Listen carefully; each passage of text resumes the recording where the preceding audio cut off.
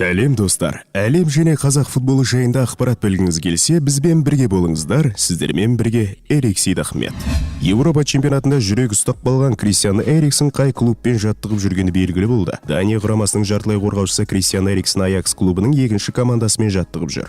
Бұл туралы голландиялық ұжымның баспасөз қызметі хабарлайды. Эриксон 2010 және 2013 жылдары Аякс сапында 163 матчта алаңға шығып 32 гол соққан. Қиын жағдайға тап болып, шәкіртіміз клубтан көмек сұрап келіп тұрса, әрқашан есігіміз ашық. Оның бізбен жаттығу жасап жүргеніне қуаныштымын. Эриксон жастар командасында көпке өнеге болатындай ойыншы, дейді жаттықтырушысы Джон Хейтинг. Еске салайық, Кристиан Эриксон Евро 2020 турнирінде Дания мен Финляндия арасындағы матчтың бірінші таймында есінен танып қалған болатын. Артынша медициналық тексерістің нәтижесінде дат футболшыда жүрек талмасы болған. Осыған орай ол доп теуіп жүрген Интер келісім шартты бұзуға мәжбүр болды.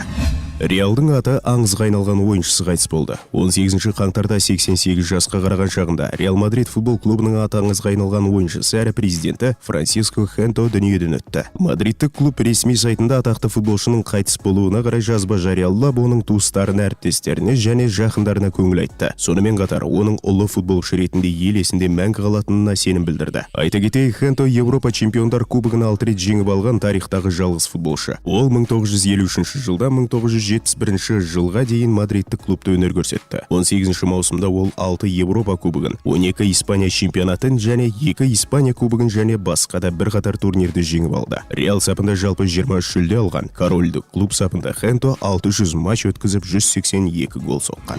Луис Суарес мансабын Англияда жалғастыру мүмкін. Атлетико Мадридтің шабуылшысы Луис Суарес Астон Виллаға ауысуы мүмкін деп хабарлайды журналист Жерар Ромеро. Оның айтуынша 34 жастағы уругвайлық футболшы Астон Виллаға ауысуы ниеті болған. Бразилиялық клубтардың Атлетико Минейро, Коринтиас, Палмейрас және Сауд Арабиясындағы бір команданың ұсынысынан бас тартқан екен. Суаресті англиялық клубтың бас бапкері Стивен Джеррард шақыруда. Бұл трансфердің осы қыста орын алуы екіталай, бірақ келесі жазда Суарестің Атлетикамен келісім шарты аяқталады. Осы маусымда Суарес Ла Лига мен Чемпиондар Лигасында 25 ойын өткізіп 8 гол соққан.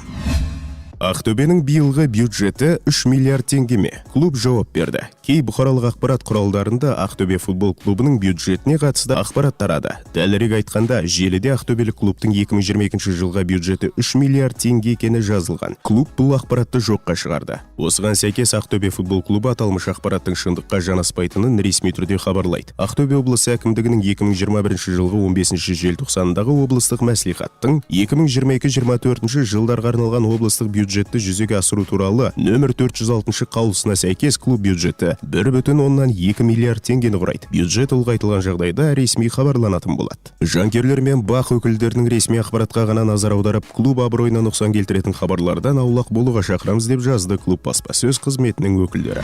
5 миллион. Сүйімбаев пен Тұңғышбаевтың жаңа командасына қанша жалақы алатыны айтылды. Ақсу сапына ауысқан Гафуржан Сүйімбаев пен Еркебұлан Тұңғышбаевтың қанша жалақы алатыны айтылды. Бұл туралы Спорт Радар KZ телеграм-каналы хабарлайды. Дерек көздің ақпараты бойынша бұл екі футболшы да айына 5 миллион теңгеден айлық алады екен. Ал Ақсу командасының жалпы алдағы маусымдағы бюджеті 902 миллион теңге. Автордың есебіне жүгінсек, осы екі футболшының жалақысына команда бюджетінің 9-дан 1 бөлігі кетеді. Еске салайық, екі футболшы да Ақсу сапына Түркиядағы оқу-жаттығу жиындары кезінде қосылды. Осыған дейін 31 жастағы Сүйімбаев қайрат намысын қорғап, алматылық команданың капитаны болды. Өткен маусымда ол ауыр жарақат алып, жаздан бері алаңға шықпады. Ал Тұңғышбаев қайраттан кеткеннен кейін Ордабасы сапына ауысты, бірақ маусым соңында оның шымкенттік командамен келісім шарты аяқталды.